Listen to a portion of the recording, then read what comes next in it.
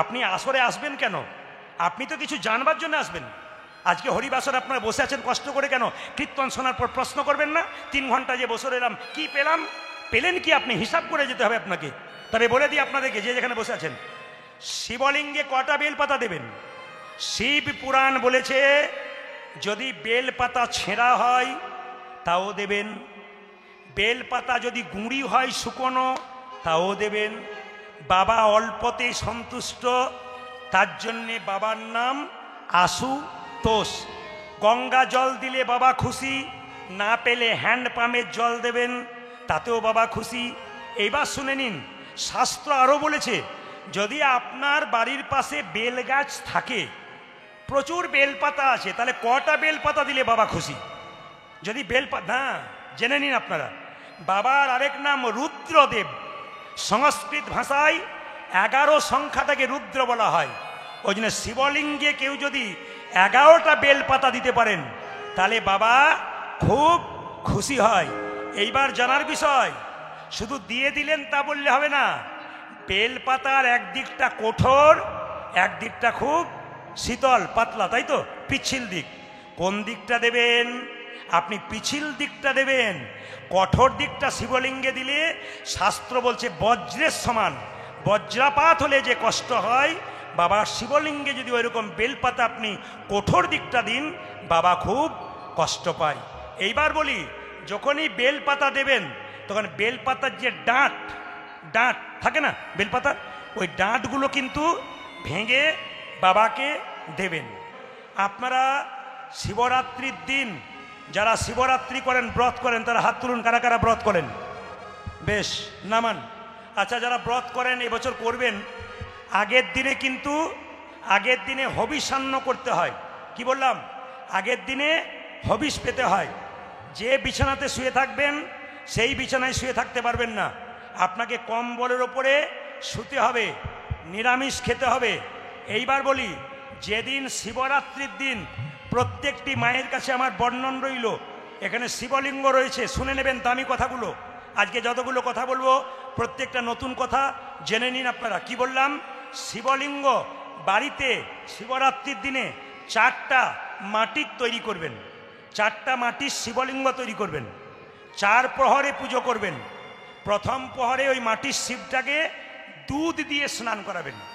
আপনারা আগামীতে ইউটিউবের মাধ্যমে পেয়ে যাবেন এই কথাগুলো, দেখবেন। যারা ক্যামেরা করছে তারা দেবে। আমার একটা ক্যামেরা এখানে আছে, ক্যামেরাটির নাম হচ্ছে মা মনসা চ্যানেল। আপনার সার্চ করবেন, দিন 5 পরে মা মনসা চ্যানেল খোঁজ করলে আপনি এগুলো পরিষ্কার সব পেয়ে যাবেন। তাকাবেন আমার দিকে। কি বললাম? 4টে শিব তৈরি করে, শিবলিঙ্গ মাটির তৈরি করে প্রথম পরে কি দিয়ে স্নান করাবেন? জোরে বলুন, আর একটু জোরে বলুন। তৃতীয় প্রহরে দই দিয়ে দধি, তৃতীয় প্রহরে ঘি দিয়ে, আর চতুর্থ প্রহরে আপনি স্নান করাবেন কি দিয়ে? জোরে বলুন। হ্যাঁ, না, মধু দিয়ে। তাকান আমার দিকে। দুধ, দই, মধু, ঘি আর মধু, লাস্টে মধু। এইবার শুনে রাখুন, যে যেখানে বসে আছেন, এই শিবলিঙ্গে যে আপনারা জল ঢালেন, অনেকের প্রশ্ন অনেক রকম হয়। তামার পাত্রে শিবলিঙ্গে দুধ, দই, ঘি, মধু দিতে নাই। যদি তামার পাত্রে কেউ দুধ, দই, ঘি বাবাকে শিবলিঙ্গে দিয়েছেন, প্রথমেই আপনি অন্যায় করে ফেললেন। কেন বলে দিই? তামার পাত্রে দিলে শাস্ত্র বলছে বিষ তুল্য। তামার পাত্রে দুধ, দই আপনি খেলে আপনার ক্ষেত্র বিষ তুল্য। আপনি তামার পাত্রে বাবাকে জল দিতে পাবেন, কিন্তু পিতলের পাত্রে আপনি ঘি, দধি, দুগ্ধ সব দিতে পাবেন। যদি পিতলের পাত্র কারো না থাকে, সবচাইতে শাস্ত্র বলছে ভালো কোনটা জানেন? সবচাইতে ভালো হচ্ছে যদি কেউ সিলভার পাত্র দিতে পারে, মানে কি রূপোর পাত্রে। তাহলে অনেকে প্রশ্ন করবেন, বাবা রূপোর পাত্র কেনা আমার ক্ষমতা নাই, তাহলে কি করব? শাস্ত্র সর্বসাধারণের জন্য শ্রেষ্ঠ উপায় বলে দিয়েছে। এটা করলে শিব প্রসন্ন হবে, খুশি হবে। কি? যদি কেউ মাটির ভাঁড়ে করে দুধ, ঘি, দই, জল দিতে পারে বাবার শিবলিঙ্গে, তাহলে বাবা খুব খুশি হয়ে যায়। এবার প্রশ্ন করে অনেকে, শিবলিঙ্গে বেল পাতা কটা দেবো? হাত তুলে বলুন তো। এতদিন শিবলিঙ্গ পুজো করছেন, এখানে শিবলিঙ্গ রয়েছে, জানবেন কোথায়? আসর এসে জানবেন। আমার প্রশ্ন আপনাদের কাছে একটাই, কি প্রশ্ন? হিন্দু সনাতন ধর্মের মানুষ করে বোঝে না কেন? আমার পাড়াতে দুর্গাপুজো হচ্ছে, বাবা ছেলেকে নিয়ে গেছে, ছেলে বলছে বাবা ময়ূরের বাহন কার্তিকের বাহন ময়ূর, আর মোটা মতো পেট মোটা গণেশ, তার কেন বাহন ইঁদুর? বাবা তখন বলছে চুপ কর, বাড়ি চল, দেখলি ভালো করলে তো প্রশ্ন করিস না। বাপও জানে না তো ছেলেকে জানাবে কি করে? বাচ্চা জন্মের পরে আপনার মুখে কি দিন? জোরে বলুন। নিম পাতা, মধু। আচ্ছা মায়েরা কিছু মনে করবেন না, এখানে যত কীর্তন শুনতে এসছেন, যত জায়গায় কীর্তন করতে গেছি, ভুল ধারণা ভাঙিয়ে দিই। আপনাদের মনের মধ্যে এইটাই ধারণা যে মধু দিলে বাচ্চা নাকি মিষ্টি মিষ্টি কথা বলে। হাত তুলে বলুন তো, এত ছেলেকে মধু দিয়েছেন, বড় থেকে মিষ্টি মিষ্টি কথা বলেছে? যত বড় হয়েছে মাকে বলছে চুপ করা খালি। তার মানে কি? এইদিকে তাকান, মধু দিলে মিষ্টি মিষ্টি কথা হয় না। এখানে শাস্ত্রের প্রমাণ দিয়ে বলবো, ক্যামেরা হচ্ছে জানতে পারবে, শাস্ত্রের প্রমাণ দিয়ে কথা বলবো। বাচ্চা জন্ম নিলে মধু দেওয়া হয় কেন? দেখবেন হসপিটালে গিয়ে, নার্সিংহোমে গিয়ে বাচ্চা জন্ম নিয়ে যে বাচ্চা কান্নাকাটি করে না, ডাক্তারবাবু তাকে থাপ্পড় মেরে মেরে কান্না করায়। কেন? যে বাচ্চা কান্না করে না ও বাচ্চা সুস্থ বাচ্চা নয়। এবার যে বাচ্চা জন্ম নিয়ে কান্নাকাটি করে, ও দেখবেন মায়ের দুধ পান করতে পারে না, খালি কাঁদে। এই কান্নাটা বন্ধ করবার জন্যে ওর মুখে একটু মধু দেওয়া হয়। শাস্ত্র বলছে কোন সময় মধু দিলে বাচ্চা মিষ্টি মিষ্টি কথা বলে, এটা কেউ জানে না। আমি আজকে জানিয়ে দিয়ে যাব। শাস্ত্র বলল যে বাচ্চাকে মধু দিয়ে একটা সময়, এবছর আর বলবো না, পরের বছর আসতে বলেছে, সেই বছর বলে দেবো। এই বছরই বলবো নাকি? আচ্ছা বেশ বেশ বেশ। এদিকে ও মায়েরা জেনে নিন, সব সময় আমি সময় দিতে পারি না, দেব বললেও ডেট দিতে পারি না। তা আপনাদের কাছে হরিবাসরে বলে দিয়ে যাই, যেখানে একবার যেতে পারি আর আমার চান্স থাকে না কেন, প্রতিটি জায়গাতে প্রত্যেক জায়গা ফিল আপ হয়ে থাকে পরবর্তী বছরের জন্য। সব জায়গাতে ডেট দিতে হয়, সমস্ত জেলাতে, সমস্ত প্রায় রাজ্যতে, বিদেশে যেতে হয়। আগামীতে আমি বিদেশে অনেক জায়গা যাব, অফার আছে আমার। আপনারা আশীর্বাদ করবেন যেন কৃষ্ণ কথা শোনাতে পারি। এইদিকে তাকাবেন যে যেখানে বসে আছেন। বলছে দুটো শাস্ত্র আছে, একটা গভীর গৃহসূত্রকার, একটা পরাশর গৃহসূত্রকার। শুনবেন, গভীর গৃহসূত্রকার বইটাতে বলল বাচ্চাকে মধু দেবেন কখন?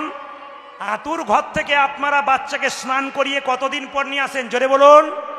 কতদিন পর? আতুর ঘর থেকে কদিন পর? 1 মাস, কেউ 20 দিন, তাই তো? আমাদের দিকে 1 মাস। 20 দিন হোক আর 1 মাস হোক, বাচ্চাকে আতুর ঘর থেকে নিয়ে গিয়ে স্নান করিয়ে মন্দিরে শুইয়ে দিয়ে যদি কি একটু মধু মুখে দিয়ে ভগবানের কাছে প্রার্থনা করতে পারে, প্রভু আমার ছেলের মিষ্টি মিষ্টি কথা হোক, দেখবেন ছেলের মিষ্টি মিষ্টি কথা হবে। কজন বলেছিলেন? বলে জানা ছিল না, এর পরবর্তী ক্ষেত্রে এক চান্স দেখব। এই দিকে তাকান। আর একটা কথা বলি, পরাশর গৃহসূত্রকার বলে একটা বই আছে, তাতে বলেছে বাচ্চার মধু দেবেন কখন? মায়েরা, বাচ্চাদের মুখে ভাত হয় না? জোরে বলবেন, মুখে ভাত হয় না? এই মুখে ভাতের সময় পরমান্ন দেবার আগে বাচ্চাকে কোলে নিয়ে সূর্যদেবকে প্রণাম করে মুখে পরমান্ন দেবার আগে যদি কেউ একবার বলতে পারে যে প্রভু পরমান্ন দেবার একটু মধু দিলাম, আমার ছেলের কথাগুলো যেন মিষ্টি মিষ্টি হয়। জায়গাগুলো ধরতে হবে আমাদের, কোন সময় বলা উচিত। এই যে কিছু মনে করবেন না, ছেলে জন্ম নেবার পর এখনকার ছেলেগুলো বিদ্যাসাগর হচ্ছে না কেন? এখনকার ছেলেগুলো রবীন্দ্রনাথ হচ্ছে না কেন? এইদিকে এখনকার ছেলেগুলো সুকান্ত হচ্ছে না কেন? এখনকার ছেলেগুলো নজরুল হচ্ছে না কেন? এখনকার ছেলেগুলো আরও মহাপুরুষ বিবেকানন্দ হচ্ছে না কেন? রামকৃষ্ণ হচ্ছে না কেন? তার কারণ আছে। ঈশ্বরচন্দ্র বিদ্যাসাগরের মা বড় ঠান্ডায় কষ্ট পাচ্ছিল, বিদ্যাসাগর কলকাতা থেকে চাদর নিয়ে মাকে দিয়েছিল। মা শালটা গায়ে নেবে, মা নেয় নাই। কি করেছিল মা? একবারে বাক্সে ভরে রেখেছিল। জিজ্ঞেস করেছিল মা শালটা নিলে না কেন? বলে কি করে নেব, পাড়ার কত মা ছটফট করছে ঠান্ডায়, তুই যেদিন তাদের শাল আনবি সেই দিন আমি গায়ে নেব।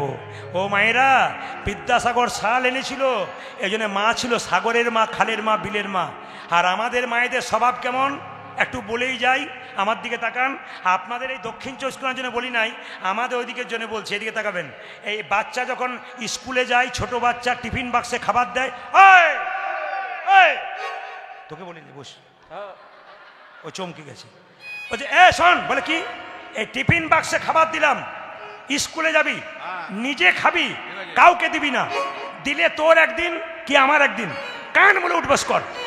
ছেলে কান মুলে উঠবস করছে, মা কথা দিলাম নিজে খাবো, কাউকে দেবো না।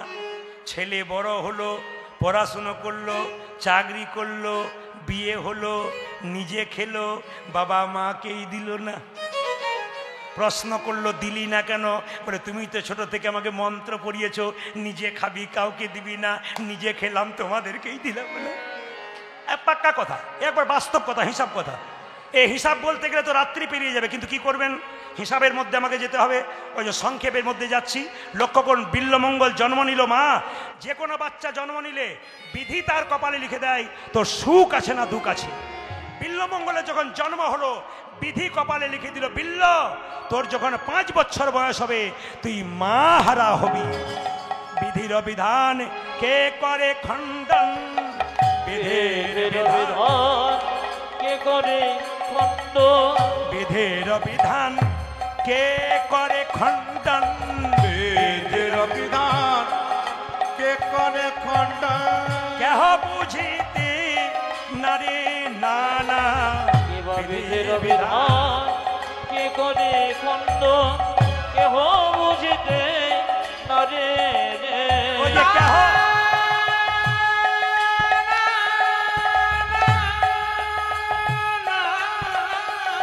বল,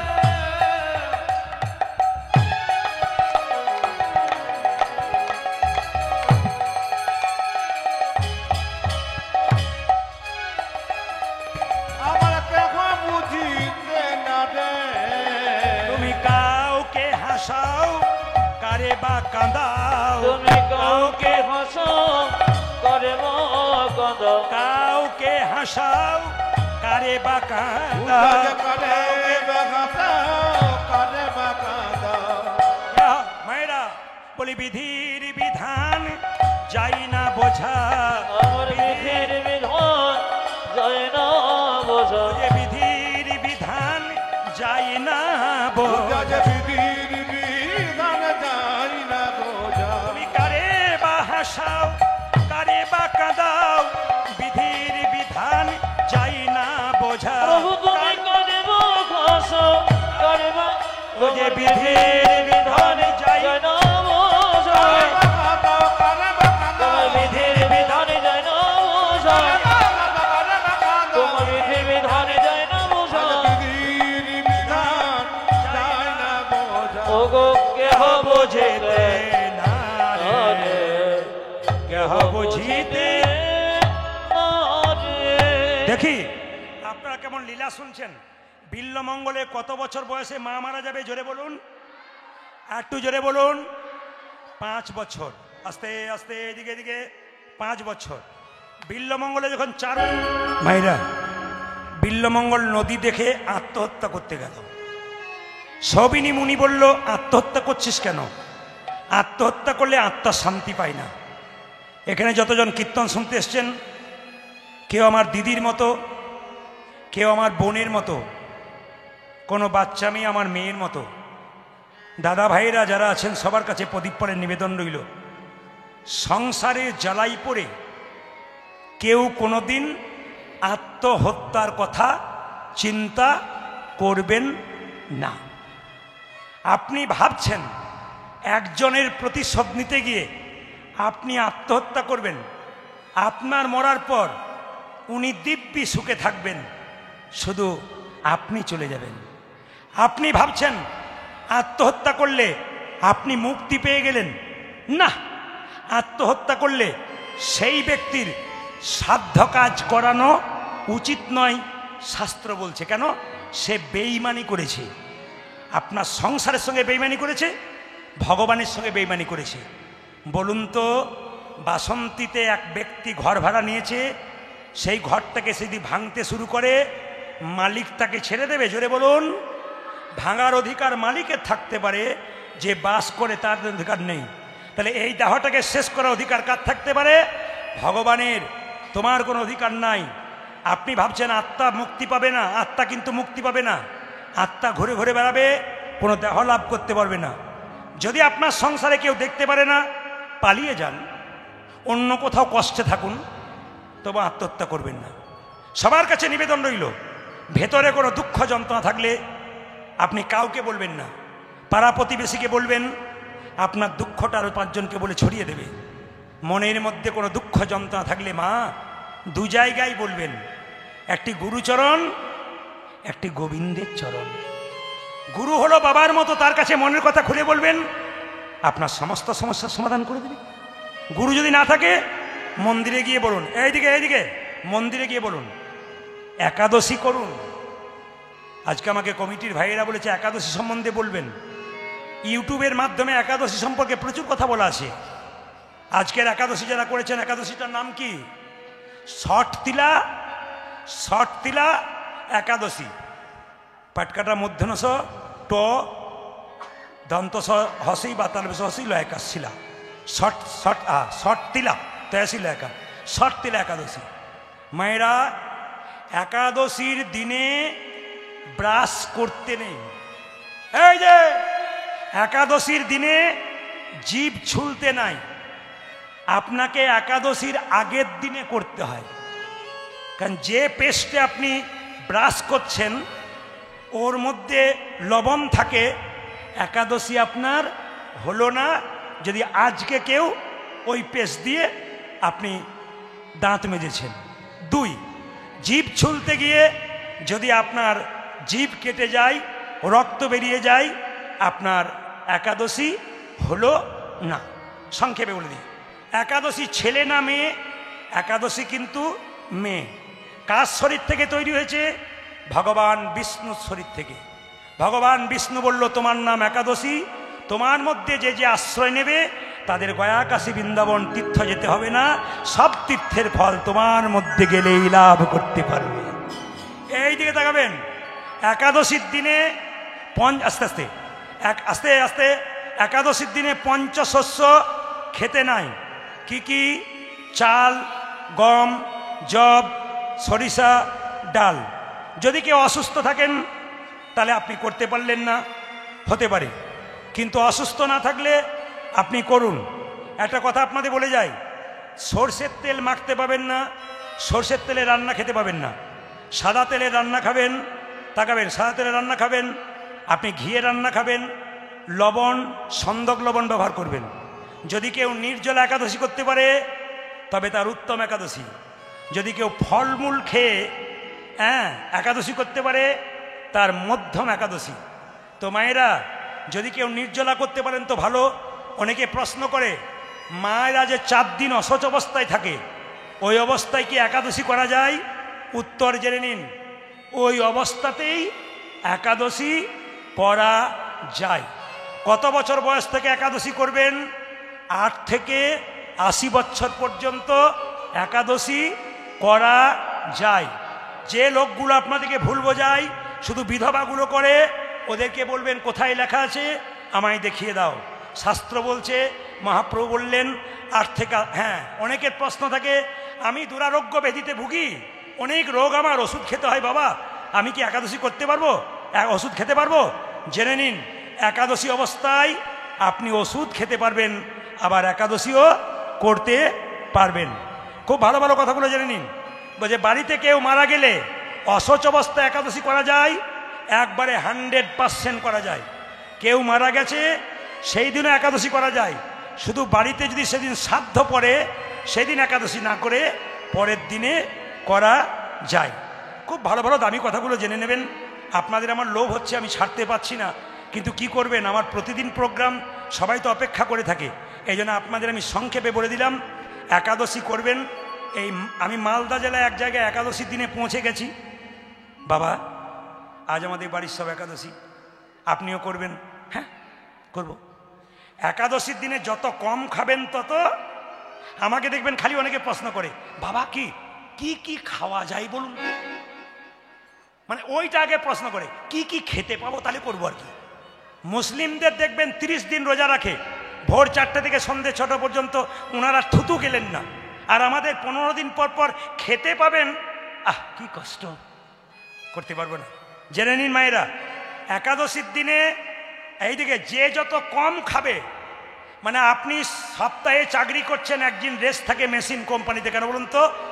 যদি 15 দিন পর পর একবার মেশিন রেস্ট দেন, এই মেশিনটা কিন্তু ভালো থাকবে। তাহলে যদি কম খাবেন, একাদশীর দিনে কেমন খাবেন? 2 ভাগ খাবেন, 1 ভাগ জল খাবেন, 1 ভাগ ফাঁকা রাখবেন। কিন্তু আমি মালদাতে গিয়েছিলাম একাদশীর দিনে, 4 রকমের ফল 4 বাটি, 4 রকমের পায়েস, 2 গ্লাস দুধ, হ্যাঁ, কত রকমের সবজি। আমাকে বলছে এমন কিছু করতে পারলাম না। বললাম এরকম হলে আমি কোনোদিন একাদশী ছাড়বো না, প্রতিদিনই করবো, হোক আর না হোক। মায়েরা, এত খাবার নয়। জেনে নিন, যে যে যে জল না খেয়ে নির্জলা করে ওটা উত্তম একাদশী, যে ফলমূল সবজি খায় ওটা মধ্যম একাদশী। আর আমাকে যেটা করিয়েছিল উত্তম নয়, মধ্যম নয়, ধমাধম একাদশী। এই ধমাধম একাদশী কেউ করবেন না। যেটা বলুন একাদশী মাতা কি, একাদশী মহারানী কি, একাদশী মহারানী কি। বিল্লমঙ্গল তো বৃন্দাবনে যাচ্ছে মায়েরা, সবিনী মুনি গুরুমন্ত্র দিল, বিল্লমঙ্গল বৃন্দাবনে যাচ্ছে। আপনারা কি করবেন? সংসারে থেকে ভগবানকে ভজনা করবেন, একটু তালি দিয়ে সবাই মিলে রামকৃষ্ণ লেখা গান, হাততালি দিয়ে। হাতে করো কাম আর মুখে বলো হরি, মানব জনম তোমার যাইবে গোতরি। তালি। হাতে করো কাম আর মুখে বলো হরি, মানব জনম তোমার যাইবে গোতরে। হাতে করো কাম আর মুখে বলো হরি, মানব জনম তোমার যাইবে গোতরি। যদি হাতে করো কামার মুখে বল হরি, মানব জন্ম আস্তে। তোমার যাইবে গোতরি।